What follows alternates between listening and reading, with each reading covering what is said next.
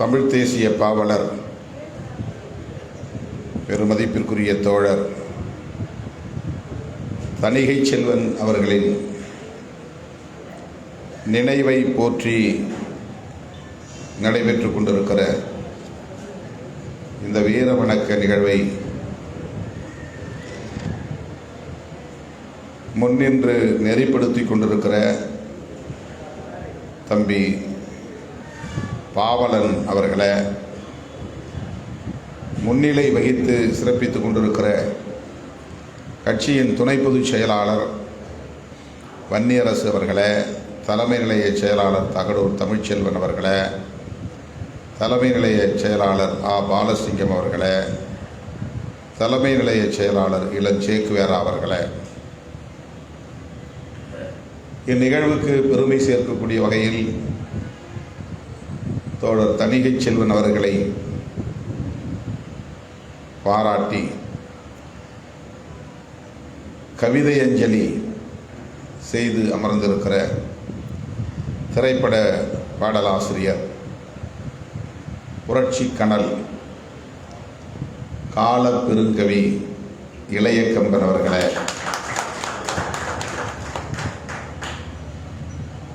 திரைப்பட இயக்குனரும் எழுத்தாளருமான தோழர் ராசி அழகப்பன் அவர்களை,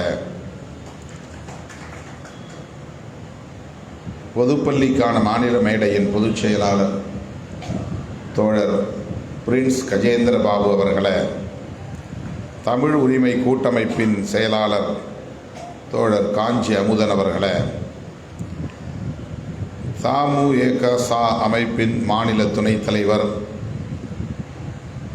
முதுபெரும் தமிழ் அறிஞர் தோழர் சிகரம் செந்தில்நாதன் அவர்களை, இந்த நிகழ்வில் பங்கேற்று இதனை சிறப்பித்துக் கொண்டிருக்கிற கட்சியின் மூத்த பொறுப்பாளர்கள் அண்ணன் நீலவானத்து நிலவன் அவர்களை, தோழர் தேவராஜ் அவர்களை, வழக்குரைஞர் ரஜினிகாந்த் அவர்களை, மாவட்ட செயலாளர்கள் வழக்குரைஞர் சாரநாத் அவர்களை, சேத்துப்பட்டு இளங்கோ அவர்களை, சைதை ஜேக்கப் அவர்களை, இந்த பகுதியை சார்ந்த மாவட்ட செயலாளர் கரிகால் வளவன் அவர்களை, அனைவருக்கும் நன்றி சொல்லி அமர்ந்திருக்கிற அன்பு சகோதரர்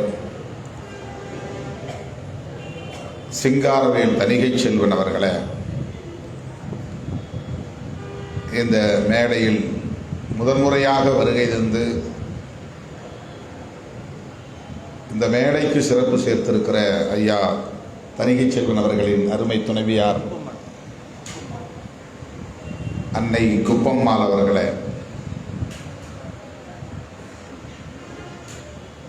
மற்றும் இங்கே திரளாக கூடியிருக்கிற ஜனநாயக சக்திகளே, என் உயிரின் உயிரான விடுதலை சிறுத்தைகளே, உங்கள் அனைவருக்கும் என்னுடைய பணிவார்ந்த வணக்கத்தை தெரிவித்துக் கொள்கிறேன். தோழர் தணிகை செல்வன் அவர்கள் தமிழக அரசியல் களத்தில் ஒரு மகத்தான தாக்கத்தை ஏற்படுத்திய ஒரு பேராளுமை. அவருடைய முழக்கங்கள் ஒலிக்காத மேடைகள் இல்லை. குறிப்பாக இடதுசாரிகளின் மேடைகள், தமிழ் தேசிய களம், ஒடுக்கப்பட்டோருக்கான விடுதலை அரசியல் களம் ஆகியவற்றில் அவருடைய முழக்கங்கள் ஓங்கி ஒலித்திருக்கின்றன.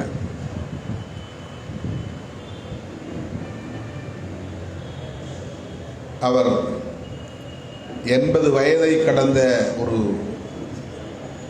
மூத்த ஆளுமை, தத்துவார்த்த தெளிவுமிக்க ஒரு படைப்பாளர். வயது முதிர்ந்த நிலையிலும் கூட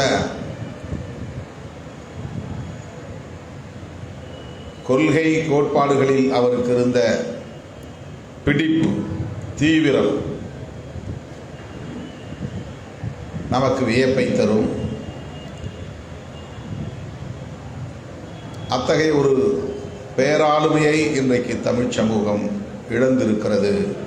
இடதுசாரி அரசியல் களம் இழந்திருக்கிறது. தமிழ் தேசிய களம் இழந்திருக்கிறது. விளிம்புநிலை மக்களுக்கான விடுதலை களம் இழந்திருக்கிறது.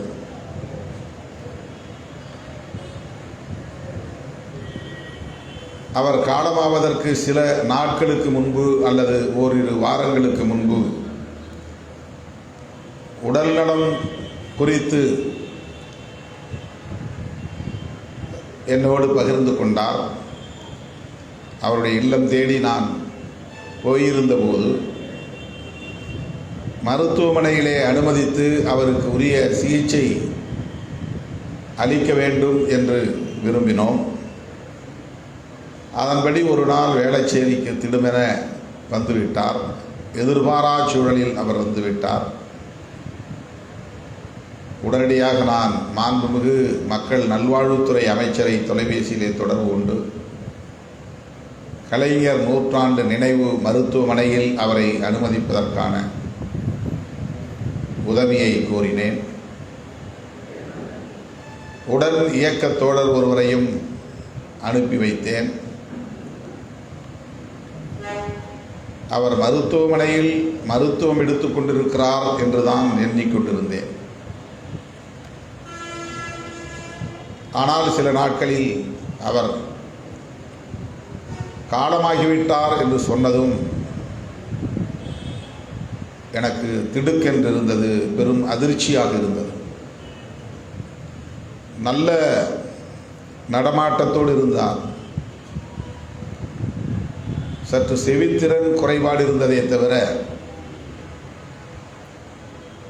அவருடைய பணிகளை அவருடைய கடமைகளை செய்து கொள்ளக்கூடிய அளவுக்கு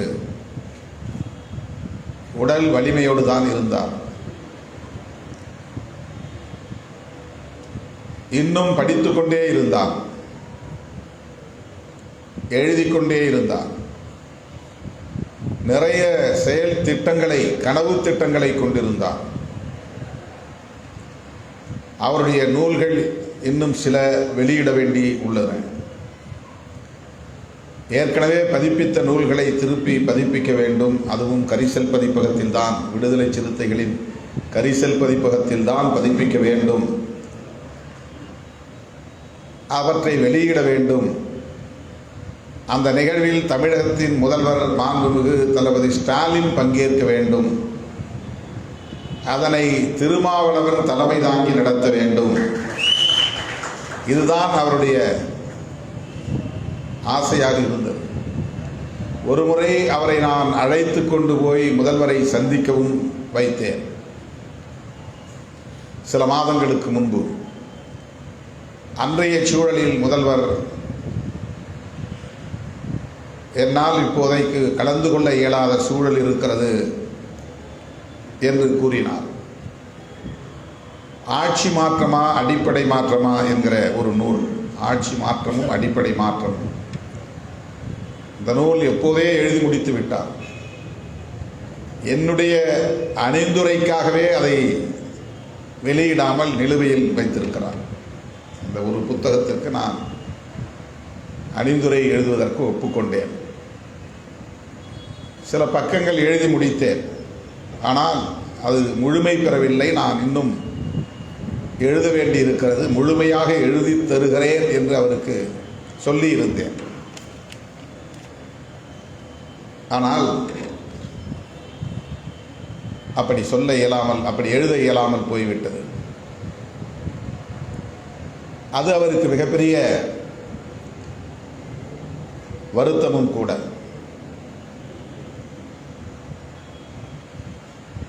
அதை சீக்கிரம் எழுதி முடியுங்கள், புத்தகத்தை பதிப்பித்து வெளியிடுவதற்கு ஏற்பாடு செய்யுங்கள், முதல்வரை எப்படியாவது பங்கேற்க வையுங்கள், அதற்குண்டான தொகையையும் பொறுப்பேற்றுக் கொள்ளுங்கள் என்று என்னிடத்திலே உரிமையோடு கேட்டுக்கொண்டார். அது எனக்கு பெரிய நெருடலாக இருக்கிறது, ஒரு குற்ற உணர்வாக இருக்கிறது. அந்த அணிந்துரையை நான் முடித்திருந்தால் எப்போதே அந்த நூல் வந்திருக்கும். ஒரு மார்க்சியத்தின் அரிச்சுவடி என்றதற்கு ஒரு துணை தலைப்பிட்டிருந்தார். எல்லோரும் இப்போது ஆட்சி மாற்றம் குறித்து தான் பேசுகிறார்கள் சமூக ஊடகங்களில்.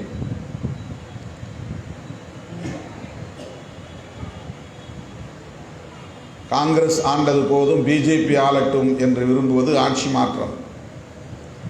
திமுக ஆண்டது போதும், அதிமுகவும் ஆண்டது போதும், வேறு யாராவது வரட்டும் என்று எண்ணுவது ஆட்சி மாற்றம். ஆட்சி மாற்றமா அடிப்படை மாற்றமா என்கிற ஒரு கேள்வியை அவர் எழுப்பி ஒரு புதிய விவாதத்தை தொடங்கி வைக்கிற முயற்சித்தார். அது புதிய விவாதம் இல்லை, ஆனாலும் கூட அது விவாதிக்கப்படாமலே இருக்கிறது. அந்த சிந்தனை போக்கு என்பது இங்கே இன்னும் வலுப்பெறவில்லை. அடிப்படை மாற்றம் குறித்து யாரும் சிந்திப்பதில்லை. திமுகவுக்கு மாற்றாக ஏன் இன்னொரு கட்சி ஆட்சிக்கு வரக்கூடாது என்றுதான் கருதுகிறார்கள். அதற்கு திமுகவுக்கு எதிரான அரசியல் பேசப்படுகிறது. பாஜகவுக்கு மாற்றாக ஏன் இன்னொரு கட்சி வரக்கூடாது, அதற்கு பாஜகவுக்கு எதிரான அரசியல் பேசப்படுகிறது. அது கடைசியில் தனிநபர் அரசியலாக மாறிவிடுகிறது. திமுக எதிர்ப்பு அரசியல், திமுக தலைமை சார்ந்த குடும்ப எதிர்ப்பு அரசியல் என்று மாறிவிடுகிறது. ஆக வாதத்தின் திசைவழி போக்கு மாறிவிடுகிறது. அடிப்படை மாற்றம் குறித்து யாரும் இங்கே சிந்திப்பதும் இல்லை, பேசுவதும் இல்லை. ஆக அடிப்படை மாற்றம் குறித்து சிந்திக்கிற போது, பேசுகிற போது தத்துவத்தின் தேவை உணரப்படும். அதுவரையில் தத்துவத்தின் தேவை உணரப்படாது. கட்சி, தனிநபர் என்கிற அடிப்படையிலே இந்த விவாதங்கள் போய் கொண்டிருக்கின்றன. திமுக வேண்டாம், அது கட்சி எதிர்ப்பு. திமுக ஆட்சியில் இருந்தால் கலைஞர் குடும்பம் தான் தொடர்ந்து ஆட்சியில் இருக்கிறது, அது தனிநபர் எதிர்ப்பாக மாறுகிறது. ஆனால் அடிப்படை மாற்றம் குறித்து சிந்திக்கிறோமா? அடிப்படை மாற்றம் என்றால் என்ன? அதற்குரிய ஒரு நூலைத்தான் தோழர் தணிகை செல்வன் அவர்கள் எழுதியிருக்கிறார். தத்துவார்த்த அடிப்படையிலே அரசியலை புரிந்து கொள்ள வேண்டும் என்பதுதான் அந்த நூலுக்கான முயற்சி. இப்போ தத்துவம் குறித்த உரையாடல்கள் இங்கே எந்த அளவுக்கு நடைபெறுகின்றன? வெறும் தனிநபர் சாடல்கள் தான் இருக்கின்றன. கடுமையான அவதூறுகள் தான் இங்கே உள்ளன. விவாதங்களில் 1% கூட தத்துவம் சார்ந்து இல்லை. திராவிடம் தமிழ் தேசியம் என்று ஒரு உரையாடல் இங்கே நடந்து கொண்டிருக்கிறது. அது மேலோட்டமாக பார்த்தால் தத்துவம் சார்ந்த உரையாடல் போல் தோன்றும். ஆனால் உண்மையில் அது தத்துவம் சார்ந்த உரையாடல் இல்லை.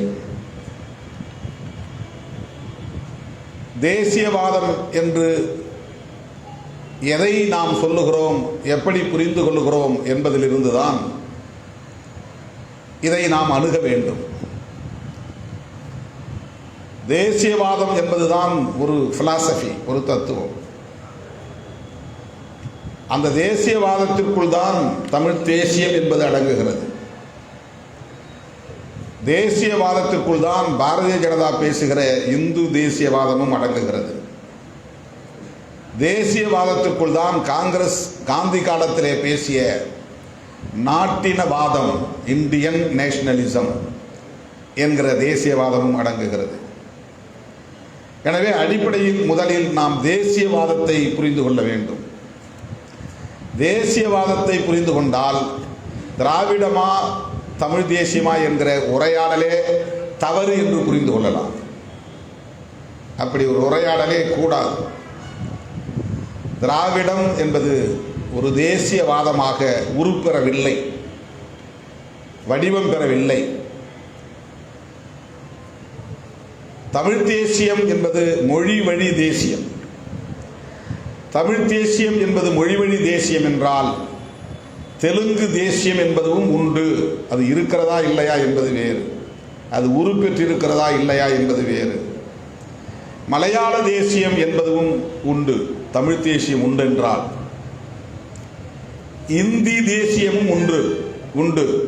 தமிழ் தேசியம் உண்டு என்றால் மொழிவழி தேசியத்தை நாம் ஏற்றுக்கொண்டால் ஹிந்தி தேசியமும் உண்டு. ஆகவே மொழி அடிப்படையிலான தேசியவாதம், மொழி அடிப்படையிலான தேசியவாதத்தை நாம் கூர்மைப்படுத்துகிற போது தமிழ் தேசியத்தின் எதிரி இந்த தமிழையும் தமிழ் மண்ணையும் தமிழ் மக்களையும் கட்டுக்குள் வைத்து ஆட்டி படைக்கிற தேசியம் எதுவோ அதுவாகத்தான் இருக்க முடியும். மொழி உணர்வையும் இன உணர்வையும்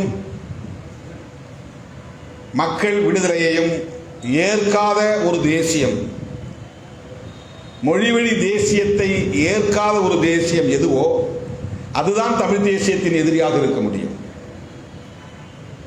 மொழிவழி தேசியத்தை திராவிட தேசியம் எதிர்க்கிறதா? அப்படி தேசியம் உண்டா என்றால் இல்லை. தேசியவாதத்திற்கு மிக முக்கியமான கிரைட்டீரியா, அதாவது அளவுகோல்கள், பண்புக்கூறுகள். அதிலே மிக முக்கியமானது நிலப்பரப்பு, இரண்டாவது மொழி, மூன்றாவது அந்த மொழியை பேசுகிற மக்கள். இதை எப்படி வேண்டுமானாலும் வரிசைப்படுத்திக் கொள்ளலாம். முதலாவது மொழி, இரண்டாவது அந்த மொழியை பேசுகிற இனம், மூன்றாவது அந்த இனம் வாழுகிற நிலப்பரப்பு, நான்காவது அந்த மொழிக்குரிய இனத்துக்குரிய தனித்துவம், கலாச்சாரம் போன்ற தனி பண்புகள், ஐந்தாவது அந்த மொழிக்கு உள்ள இறையாண்மை அல்லது இனத்துக்குள்ள இறையாண்மை, தன்னைத்தானே தற்சார்பு நிலையை வென்றெடுத்து எந்த ஒரு இனத்தையும் சார்ந்து வாழாத தனித்துவம் இருந்தால் அது மொழி சார்ந்த இறையாண்மை, இனம் சார்ந்த இறையாண்மை. ஒரு டிபெண்டன்சி இருக்காது. அப்படி பார்க்கிற போது திராவிட தேசியம் என்று ஒன்று இங்கே இல்லை. திராவிட நிலப்பரப்பு என்ற ஒன்றை உருவாக்குகிற முயற்சியில் திராவிட இயக்கங்கள் ஈடுபட்டன என்பது உண்மை. ஆனால் திராவிட நிலப்பரப்பு இல்லை. இப்போது அது மொழிவழி தேசிய வரையறைகளை பெற்ற பிறகு அப்படி ஒரு நிலப்பரப்பு, ஒருங்கிணைந்த நிலப்பரப்பு நம்மிடத்தில் இல்லை. திராவிட மொழி என்ற ஒற்றை மொழி இல்லை.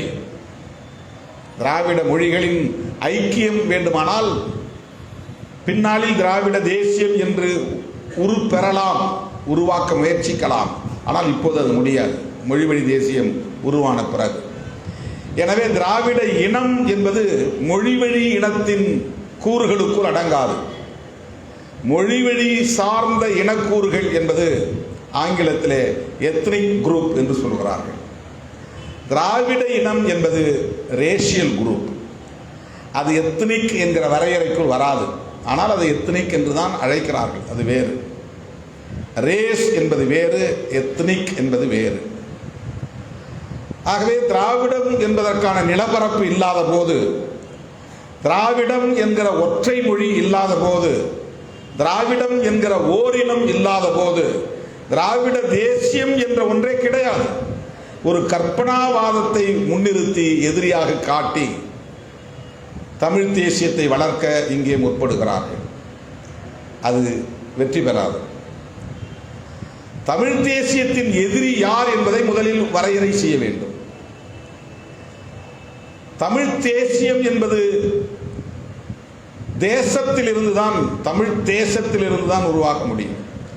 ஆக தமிழ் தேசம் என்பதை எப்படி நாம் பார்க்கிறோம்? இந்தியாவுக்குள் அடங்கிய ஒரு மாநிலமாக, ஒரு பகுதியாக நாம் ஏற்கிறோமா? அல்லது எதிர்காலத்தில் இது ஒரு தனி தேசமாகவே உருப்பெற வேண்டும் என்கிற நோக்கில் பேசுகிறோமா? தமிழ் தேசியத்தை எந்த பார்வையில் பேசுகிறோம்? தேசம் இல்லாமல் தேசியம் இல்லை. தேசம் சார்ந்த அரசியல் இல்லாமல் தேசியவாதம் இல்லை. இப்போ இந்தியா என்பது ஒரு தேசமாக இருப்பதால் தான் அதை தேசமாக உருவாக்க வேண்டும் என்பதற்காகத்தான், அதுதான் முக்கியம், நேஷன்ஹுட் தேசமாக உருவாக்க வேண்டும். ஏனென்றால் இந்தியா விடுதலை பெற்ற போது ஒரு தேசமாக இல்லை. அதனால்தான் காங்கிரஸ் இந்தியன் நேஷனலிசம் என்கிற ஒன்றை கையில் எடுத்தார்கள். நீ எந்த மொழியையும் பேசிக்கொள், நீ எந்த பகுதியை சார்ந்தவனாகவும் இரு, வட இந்தியனாக இரு, தென்னிந்தியனாக இரு, நீ கிழக்கிந்தியனாக இரு, மேற்கு இந்தியனாக இரு, நீ எந்த மதத்தை சார்ந்தவனாகவும் இரு, ஆனால் இந்தியனாய் உன்னை உணர்ந்து கொள், இந்தியனாய் உணர் என்று சொல்லுவதுதான் காங்கிரசும் காந்தியும் முன்வைத்த நாட்டினவாதம் அல்லது நாட்டின தேசியவாதம், இந்தியன் நேஷனலிசம். அதை உருவாக்குவதற்காக உருவாக்கப்பட்ட ஒரு சட்டம் தான் அரசமைப்பு சட்டம். இதை தேசமாக்க வேண்டும், இதற்குள்ளே ஒரு தேசியவாதத்தை வளர்த்தெடுக்க வேண்டும், இந்த நேஷனாலிட்டி என்பதை உருவாக்க வேண்டும், ஒருங்கிணைந்த ஒரு கலாச்சார கட்டமைப்பை உருவாக்க வேண்டும். ஒரே கலாச்சாரம் அல்ல, ஒருங்கிணைந்த கலாச்சாரம், ஒருங்கிணைந்த கலாச்சாரம், யூனிட்டரி அல்ல, யூனிஃபைடு, இன்க்ளூசிவ் நேஷனலிசம். எல்லா மொழியை பேசக்கூடிய மக்களும் எல்லா மதங்களை பின்பற்றக்கூடிய மக்களும் இந்தியா என்கிற வரையறைக்குள் இருந்து இயங்குகிற ஒரு தேசியவாதம். அப்படி இந்தியா என்கிற தேசத்தை ஏற்றுக்கொண்டு தமிழ்நாடு என்பதை மாநிலமாக மட்டுமே ஒப்புக்கொண்டு மொழி உணர்வுக்காகவும் இன உணர்வுக்காகவும் மொழி உரிமைகளுக்காகவும் இன உரிமைகளுக்காகவும் மாநில உரிமைகளுக்காகவும் நாம் பேசுகிறோம் என்றால் அது ஈழ விடுதலைக்காக பேசுகிற தேசியவாதத்தை போல் இது பொருந்தாது. அந்த தமிழீழ தேசியம், தமிழீழ தேசியம் அது தனிநாடு என்கிற அடிப்படையிலான தேசியவாதம். இது அந்த கூறுகளை கொண்டதல்ல, அந்த கேரக்டர் இதுக்கு இல்லை. நாம் பேசுகிறது வெறும் மொழி உணர்வு, இன உணர்வு, மாநில உணர்வு, மொழி உரிமை, இன உரிமை, மாநில உரிமை. ஆனால் நான் இந்தியாவுக்குள் இருக்கிறேன், நான் நாடாளுமன்ற ஜனநாயகத்தை ஏற்றுக்கொள்கிறேன், நான் இந்திய அரசமைப்பு சட்டத்தை ஒப்புக்கொள்கிறேன், இந்தியாவின் பிரதமரை என்னுடைய பிரதமராக ஒப்புக்கொள்கிறேன், இந்தியாவின் குடியரசுத் தலைவரை என்னுடைய குடியரசுத் தலைவராக ஒப்புக்கொள்கிறேன், இந்தியாவில் நடைபெறுகிற நாடாளுமன்ற தேர்தலில் நான் போட்டியிடுவேன், சட்டமன்ற தேர்தலில் நான் போட்டியிடுவேன், அந்த சட்டத்துக்கு உட்பட்டு நான் கட்சியை பதிவு செய்வேன் தேர்தல் ஆணையத்தில். இவையெல்லாம் ஒப்புக்கொண்டு மொழி உரிமை, இன உரிமை, கலாச்சார உரிமை, மாநில உரிமை ஆகியவற்றுக்காக நாம் போராடினால் அதை நாம் ஈழ விடுதலைக்காக பேசுகிற தேசியவாதத்தை போல் பொருத்தி பார்க்க முடியாது. தனி தமிழ்நாடு என்று சொன்னால் அது முழுமை பெற்ற ஒரு தேசியவாதமாக வளர்ச்சி அடையும்.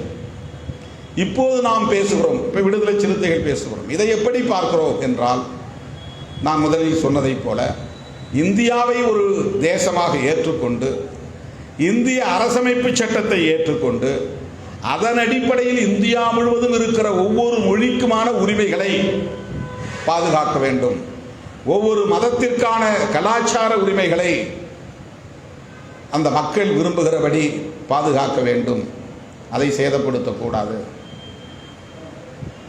ஒவ்வொரு மாநிலத்துக்கான உரிமைகள் இந்தி திணிப்பு கூடாது, இந்திய ஒன்றிய அரசின் ஆதிக்கம் கூடாது, சமஸ்கிருதமயமாதல் கூடாது, தேசிய கல்விக் கொள்கை என்கிற பெயரால் பிற இந்தி பேசாத மக்களின் மீது மூன்றாவது மொழி ஒன்றை திணிக்கக்கூடாது, அந்த கலாச்சாரத்தை திணிக்கக்கூடாது, அந்த வரலாற்றை திணிக்கக்கூடாது என்று வாதிடுகிற ஒரு தேசியம். அதை வேண்டுமானால் நாம் தமிழியம் என்று சொல்லலாம், தமிழியம் என்று சொல்லலாம், தமிழ் தேசியம் என்று சொல்ல முடியாது.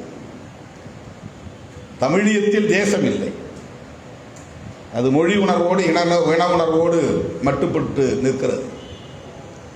அது தமிழ் தேசியம் என்று நாம் கூற முடியாது. அப்படி சொன்னாலும் தவறில்லை.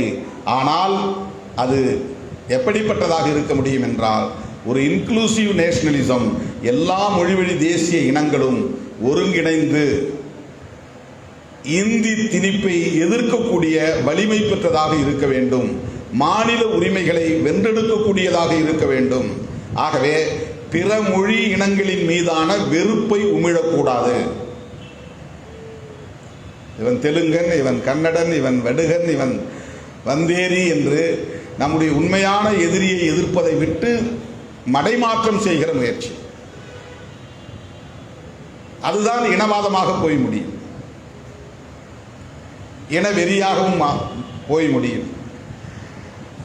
சிறுபான்மை மக்களுக்கு எதிரான வெறுப்பை விதைப்பது எப்படி தவறு என்று சொல்கிறோமோ, அப்படி மொழி சிறுபான்மையினருக்கு எதிரான வெறுப்பை உமிழ்வதும் தவறுதான். மதவழி சிறுபான்மையினருக்கு எதிரான வெறுப்பை கூடாது, அதனால் பாஜகவை நாம் விமர்சிக்கிறோம். மதவழி சிறுபான்மையினருக்கு எதிரான வெறுப்பு அரசியல் தவறு என்றால், மொழிவழி சிறுபான்மையினருக்கு எதிரான வெறுப்பு அரசியலும் தவறு. அப்படி என்றால் நாம் எப்படி நம்முடைய மொழி உரிமைகளை, இன உரிமைகளை, மாநில உரிமைகளை பாதுகாத்துக் கொள்வது? அந்தந்த மாநிலங்களில் அந்தந்த மொழியை பேசக்கூடிய தேசிய இனங்கள், தமிழ்நாட்டில் எப்படி இந்தி திணிப்பை எதிர்க்கிறோமோ அதை போல தெலுங்கிலும் எதிர்ப்பு உருவாக வேண்டும். தமிழ்நாட்டில் எப்படி சமஸ்கிருதமயமாதலை நாம் எதிர்க்கிறோமோ அப்படி கேரளாவிலும் சமஸ்கிருதமயமாதல் எதிர்க்கப்பட வேண்டும். தமிழ்நாட்டில் எப்படி வடவர் ஆதிக்கத்தை எதிர்க்கிறோமோ அப்படி ஒவ்வொரு மாநிலத்திலும், தென்னிந்திய மாநிலங்களில் வடவர் ஆதிக்கத்தை அல்லது இந்தி பேசும் மாநிலங்களின் ஆதிக்கத்தை எதிர்க்க வேண்டும். வடக்கேயும் இந்தி பேசாத மாநிலங்கள் சில உள்ளன. இந்த உணர்வை ஒருங்கிணைக்கக்கூடிய ஒரு ஐக்கிய முன்னணி தேவைப்படுகிறது, தேசிய இனங்களின் ஐக்கிய முன்னணி. அந்த பார்வையுடன் கூடிய ஒரு தேசியவாதத்தை நாம் முன்வைக்கிறோம். தத்துவார்த்த அடிப்படையிலான உரையாடல்கள் இங்கே நிகழ வேண்டும். அந்த வேட்கை கொண்டவராகத்தான் தோழர் தணிகை செல்வன் அவர்கள் விளங்கினார். அதற்காக அவர் எழுதிய மார்க்சிய அரிச்சுவடி ஆட்சி மாற்றமும் அடிப்படை மாற்றமும். இங்கே வெறும் ஆட்சி மாற்றம் தேவை என்று கருதக்கூடாது, அடிப்படை மாற்றம் நிகழ வேண்டும் என்பதுதான். அதான் சிஸ்டமே மாறணுங்கிறது தான், ஸ்ட்ரக்சரே மாறணும். அது நிகழ வேண்டுமானால் தத்துவார்த்த உரையாடல்கள் இங்கே நிகழ வேண்டும், அரசியல் படுத்தப்பட வேண்டும். இந்த தெளிவு தோழர் தணிகை செல்வம் அவரிடத்திலே இருந்தது. அவர் தலித்தியத்தை வேறாக பார்க்கவில்லை, தமிழ் தேசியத்தையும் அவர் வேறாக பார்க்கவில்லை. இதையெல்லாம் நாம் தனித்தனியாக சொன்னாலும் கூட, ஒரு அடையாளத்திற்காக சொன்னாலும் கூட, இவற்றுக்கெல்லாம் அடிப்படையாக ஒரே தத்துவம் தான் மார்க்சியம் என்பதுதான். தத்துவம் என்றால் அது மார்க்சியம் தான். அதுவும் கூட ஒரு பெயரை தாங்கி இருப்பதனால், அதுவும் அந்த சொல்லாடலை பொறுத்தவரையில் அது ஒரு அடையாளமாகத்தான் இருக்கிறது. உள்ளபடியே எது மார்க்சியம், அந்த தத்துவத்தின் பெயர் என்ன? இயங்கியல் பொருள் முதல் வாதம், வரலாற்று பொருள் முதல் வாதம் என்பதுதான் மார்க்சியம். அதுதான் தத்துவம், அதுதான் பிலாசபி. மார்க்ஸ் சொன்னதனால் மார்க்சியம் என்கிறோம், ஆனால் அது உண்மையான முழுமையான பெயர் அல்ல. மார்க்சியம் என்று சொல்லுவதனால் வேறு வழி இல்லாமல் லெனினியம் என்று ஒன்றை சொல்ல வேண்டியிருக்கிறது. லெனினியம் சொல்லப்பட்டதால் மாவோயிசம் என்று ஒன்றை சொல்ல வேண்டியிருக்கிறது. மார்க்சியம் சொல்லுவதனால் பெரியாரியம் என்று ஒன்று சொல்ல வேண்டியிருக்கிறது. பெரியாரியம் என்று ஒன்று சொல்லுவதனால் அம்பேத்கரியம் என்று ஒன்றை சொல்ல வேண்டியிருக்கிறது. இவையெல்லாம் அடையாளங்களின் நீட்சியாக இருக்கிறது. ஆனால் இவை அனைத்துக்கும் அடிப்படையாக இருப்பது இயங்கியல் பொருள் முதல் வாதமும் வரலாற்று பொருள் முதல் வாதமும் தான். அம்பேத்கர் பேசுகிற அரசியலுக்குள்ளும் இதுதான் இருக்கிறது. இயங்கியல் பொருள் முதல் வாதம் தான், வரலாற்று பொருள் முதல் வாதம் தான். அதுதான் பிலாசபி, அதுதான் பிலாசபி, அதுதான் ஐடியாலஜி, அதுதான் தத்துவம். ஏன் இந்த பெயர்களை எல்லாம் நாம் சொல்லுகிறோம்? கம்யூனிஸ்ட் கட்சியிலே கூட ஏன் மார்க்சிஸ்ட் லெனினிஸ்ட் என்று வைக்க வேண்டும்? மார்க்சிஸ்ட் என்பதோடு விட்டுவிடலாமே. ஒவ்வொரு தனிநபர் தலைமை ஒரு பாத்திரத்தை, ஒரு தாக்கத்தை ஏற்படுத்துகிறது. அது ஒரு ரோல். தனிநபர் பாத்திரம் என்பது மிக முக்கியமான ஒரு பங்களிப்பை செய்கிறார். மார்க்ஸ், ஏங்கல்ஸ் ஆகியோர் சேர்ந்து ஒரு அறிக்கையை தந்தாலும் கூட அதை நடைமுறைப்படுத்துகிற போது, அந்த நடைமுறைப்படுத்துகிற காலச்சூழலிலேயே அது இன்னொரு கட்டத்தை நகர்ந்து அது செழுமை அடைகிறது. தேசிய இனங்களுக்கான சுயநிர்ணய உரிமையை பற்றிய கேள்வி லெனின் காலத்தில் தான் எழுகிறது. அது அந்த தத்துவத்தோடு இணைக்கப்படுகிறது. கலாச்சாரம் சார்ந்த பார்வை மாவோ காலத்தில் அவருடைய புரட்சியில் அது பங்கு பெறுகிறது. அது அந்த தத்துவத்தோடு இணைகிறது. அது தனியானதல்ல. அந்த கான்ட்ரிபியூஷனை சொல்வதற்காகத்தான் அந்த பெயர் உச்சரிக்கப்படுகிறது. தனிநபருடைய பங்களிப்பை சொல்வதற்காகத்தானே தவிர, ஆனால் அடிப்படை தத்துவம் இயங்கியல் பொருள் முதல்வாதம், வரலாற்று பொருள் முதல்வாதம். லெனினியம் என்று ஒன்று தனி அல்ல. மார்க்சியமா லெனினியமா என்று விவாதிக்க முடியாது. அப்படி விவாதிக்கவும் கூடாது. இது வேறு அது வேறு ஆக முடியாது. ஒன்றிலிருந்து மற்றொன்று என்பது இயங்கியல். மார்க்சியத்திலிருந்து இது லெனினியம் என்கிற செழுமை நிலையை இது அடைகிறது, அவ்வளவுதான். ஆகவே திராவிடம் என்கிற கருத்தியலிலிருந்து தான் மொழிவழி தேசியமும் உருவாகிறது. திராவிடத்தில் இருந்து தான் மொழிவழி தேசியம். திராவிடம் என்பது வேறு, மொழிவழி தேசியம் என்பது வேறல்ல. அப்படி பேசுவதே தவறு. அப்படி ஒரு உரையாடல் நடத்துவதே தவறு. திராவிடம் என்பது கருத்தியல் அடையாளத்தோடு தான் இப்போது இருக்கிறதே தவிர, அது நிலப்பரப்பு அடையாளத்தோடு இல்லை, இன அடையாளத்தோடு இல்லை. அதற்கு ஒற்றை மொழி அடையாளம் இல்லை, ஒற்றை இன அடையாளம் இல்லை, ஒரு ஒருங்கிணைந்த நிலப்பரப்பு அடையாளம் இல்லை. ஆனால் தொடக்க காலத்தில் இருந்து அது கருத்தியல் அடையாளமாகத்தான் பயன்பாட்டுக்கு வந்தது. பெரியாருக்கு முன்னர், பண்டிதர் காலத்தில், அதற்கும் முன்னர் 16ஆம் நூற்றாண்டு காலத்தில், பக்தி இயக்க காலங்களில் இந்த சொல்லாடல் பயன்படுத்தப்பட்டிருக்கிறது. அப்போது அவர்கள் இதனை தேசியவாதம் என்கிற அடிப்படையில் பயன்படுத்தவில்லை, ஒரு இனவாதமாக பயன்படுத்தவில்லை, கருத்தியல் அடையாளமாகத்தான் பயன்படுத்தி இருக்கிறார்கள். பார்ப்பன ஆதிக்கத்தை எதிர்த்து, பார்ப்பனிய ஆதிக்கத்தை எதிர்த்து. பார்ப்பனியம் என்று ஒன்று உண்டா என்றால் அதுவும் ஒரு அடையாள சொல்லாடல் தான். பார்ப்பனங்களுக்கானது என்பதனால் பார்ப்பனியம் என்கிறோம். ஆனால் தத்துவத்தின் பெயர் பார்ப்பனியம் அல்ல, சனாதனம் என்பதுதான். தத்துவத்தின் பெயர் சனாதனம். பார்ப்பனியம் என்பது பிராமணிசம் என்று சொல்வது பிராமணர்கள் கூடி பிராமணர்களுக்காக உருவாக்கி கொண்ட, பிராமணர்களின் பாதுகாப்புக்காக நலன்களுக்காக உருவாக்கி கொண்ட, பயன்படுத்தி வந்த, காலம் காலமாக அதை பாதுகாத்து வந்த ஒரு தத்துவம். அதனால் அது பார்ப்பனியம். அவர்களுக்காக உருவாக்கப்பட்டது, அவர்களின் பாதுகாப்புக்காக உருவாக்கப்பட்டது, அவர்களின் நலன்களுக்காக உருவாக்கப்பட்டது. அதனால் அதை பிராமணிசம் என்று அடையாளப்படுத்துகிறோம். பிராமணிசம் என்பது ஒரு தத்துவத்தின் பெயர் அல்ல, அது ஒரு இனத்தை குறிக்கிற அடையாள சொல், அவ்வளவுதான். ஒரு வர்ணத்தை குறிக்கிற அடையாள சொல். ஆனால் அதுக்கு ஒரு தத்துவம் இருக்கிறது, அதுதான் சனாதனம். சனாதனம் சனாதனம் என்பது கடவுள் நம்பிக்கையை குறிக்காது. சனாதனம் என்பது சடங்கு சம்பிரதாயங்களை குறிக்காது. சனாதனம் என்பது வெறும் கலாச்சார போக்குகளை குறிக்காது. அவையெல்லாம் அதற்குள்ளே அடங்கிய கூறுகள். சனாதனம் என்பது அந்த சொல்லுக்கு நேரடியான பொருள் நிலையானது. நிலையானது என்று எதை சொன்னாலும் அது இயங்கியலுக்கு முரணானது, மார்க்சியத்திற்கு எதிரானது, இயங்கியல் பொருள் முதல்வாதத்திற்கு எதிரானது. சனாதன் என்பது ஆங்கிலத்தில் தி எட்டர்னல் என்று சொல்லுகிறார். அதற்கு என்ன பொருள் என்றால், தொடக்கமும் இல்லை முடிவும் இல்லை என்று பொருள். தோற்றமும் இல்லை அழிவும் இல்லை என்று பொருள். எப்போது தோன்றியது, இது எப்போது அழியும், இதற்கு கால வரையறை கிடையாது.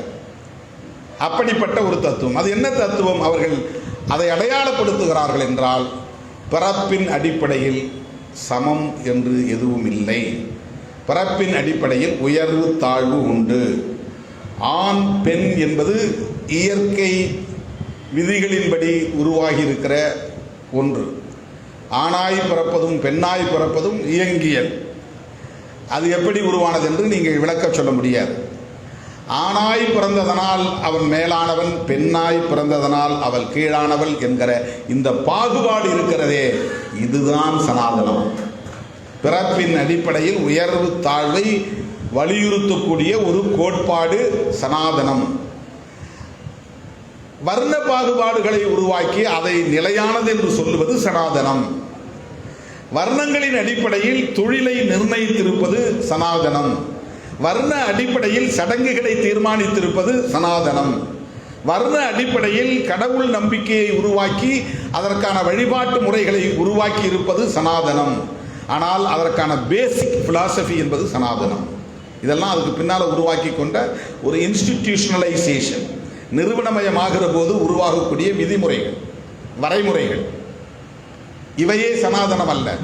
திருநீர் பூசுவது சனாதனம் அல்ல, அது ஒரு நம்பிக்கை, அது ஒரு கலாச்சாரம்.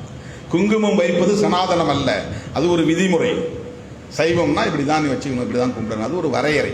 அது மனிதனாக அதை பின்பற்றக்கூடியவன் உருவாக்கி கொண்டது. நாங்கள்லாம் இப்படி ஒரு அடையாளப்படுத்திக்கணும், நாங்கள் நாமம் போட்டுக்கிட்டால் நாங்கள் வைணவர்கள் என்று காட்டிக்கொள்வது. வைணவம் போடுவது என்பது ஒரு சடங்கு, அது ஒரு சம்பிரதாயம். நாமம் போடுவது என்பது அதுவே சனாதனம் அல்ல, அது ஒரு சடங்கு. சனாதனத்தால் விளைந்த பக்க விளைவுகள், அதுதான் சைடு எஃபெக்ட்ஸ், பக்க விளைவுகள், அதுவே சனாதனம் அல்ல. பிறப்பின் அடிப்படையிலான உயர்வு தாழ்வை நாம் எதிர்க்கிறோம். அந்த பிறப்பின் அடிப்படையிலான உயர்வு தாழ்வை நியாயப்படுத்துகிற ஒரு வர்ணம் பிராமண வர்ணம் அல்லது பார்ப்பனர்கள். அதனால் அதனை நாம் பார்ப்பனியம் என்று அடையாளப்படுத்துகிறோம். எனவே பார்ப்பனியத்தை அல்லது சனாதனத்தை அல்லது ஆரியத்தை எதிர்த்து உருவான ஒரு கருத்தியல் தான் திராவிடம். உனக்கும் எனக்கும் சம்பந்தம் இல்லை, நான் ஏற்கனவே இந்த மண்ணில் இருக்கிறேன், இந்த மண்ணுக்கான ஒரு அரசியல் உண்டு, இந்த மண்ணுக்கான ஒரு கலாச்சாரம் உண்டு, இந்த மண்ணுக்கான ஒரு வாழ்வியல் பாரம்பரியம் உண்டு, அதிலிருந்து நான் உன்னிடமிருந்து மாறுபடுகிறேன். நீ பேசுகிற கருத்தியலுக்கும் நாங்கள் பேசுகிற வாழ்வியல் முறைகளுக்கும் நிறைய வேறுபாடு இருக்கிறது. ஆகவே நாங்கள் திராவிடர்கள், நீங்கள் ஆரியர்கள். உங்கள் கருத்துக்கு நேர் எதிரானது எங்கள் கருத்து. அப்படி கருத்தியல் அடையாளமாக ஆரிய எதிர்ப்பு என்கிற அடிப்படையில் அடையாளப்படுத்தப்பட்டது தான் திராவிடம் என்பது. அதை போய் நீங்கள் எங்கடா இருக்கிறான் திராவிடன்னு கேட்டு அதில் ஒரு லாஜிக்கை கொண்டு வந்து ஒட்டுமொத்தமாக ஆரிய எதிர்ப்பை, பார்ப்பனிய எதிர்ப்பை, சனாதன எதிர்ப்பை திசை திருப்புவது, தெரிந்தோ தெரியாமலோ அதற்கு துணை போவது ஆபத்தானது. ஆரிய எதிர்ப்பை மடைமாற்றம் செய்வது, பார்ப்பனிய எதிர்ப்பை மடைமாற்றம் செய்வது, சனாதன எதிர்ப்பை திசை திருப்புவது அல்லது நீர்த்து போகச் செய்வது, தெரிந்தோ தெரியாமலோ அதற்கு துணை போவது. இது வெறும் தெலுங்கு எதிர்ப்பு தமிழ் தேசியம் இல்லை. எல்லா ஆட்சி காலத்திலும் தமிழர்களுடைய உரிமைகள் பறிபோயிருக்கின்றன. பல்லவர் ஆட்சி காலத்திலும் தமிழர்கள் உரிமை பறிபோயிருக்கின்றன. ஒவ்வொரு படையெடுப்பின் போதும் ஒவ்வொரு தேசிய இனத்தின் பாரம்பரியம் அழிக்கப்பட்டிருக்கிறது. இந்தியா முழுவதும் வாழ்ந்தவர்கள் நாகர்கள் தான் திராவிடர்கள் என்று புரட்சியாளர் அம்பேத்கர் சொல்லுகிறார். அப்படி பார்த்தால் புரட்சியாளர் அம்பேத்கர் திராவிடர் தான். அவர் ஆரியர் அல்ல, அவர் பார்ப்பனர் அல்ல, அவர் நாக வம்சத்தை சார்ந்தவர். நாகர்கள் தான் திராவிடர்கள். எனவே இன்றைக்கு தமிழ்நாட்டில் நடத்துவது ஒரு மாயையை எதிரியாக முன்னிறுத்தி இதுதான் அந்த எதிர்ப்பு தான் தமிழ் தேசியம் என்பதை போன்ற ஒரு தோற்றம் உருவாக்கப்படுகிறது. அது கவலை அளிக்கிறது. இது இந்த அரசியலை பேசுகிறவர்களுக்கு எதிராக பேச வேண்டும் என்று நான் பேசவில்லை. அப்படி பேசுகிற அரசியல் சனாதன எதிர்ப்பை மடைமாற்றம் செய்கிறது என்கிற கவலையோடு பேசுகிறேன். பார்ப்பனிய எதிர்ப்பை நீர்த்து போக செய்கிறது என்கிற கவலையோடு பேசுகிறேன். எதை எதிர்க்க வேண்டுமோ, இந்தி திணிப்பை எதிர்க்க வேண்டும், சமஸ்கிருதமயமாதலை எதிர்க்க வேண்டும், தேசிய கல்விக் கொள்கையின் மூலமாக நமக்குள்ளே ஊடுருவ முயற்சிக்கிறானே அந்த சதி திட்டத்தை நாம் எதிர்க்க வேண்டும்.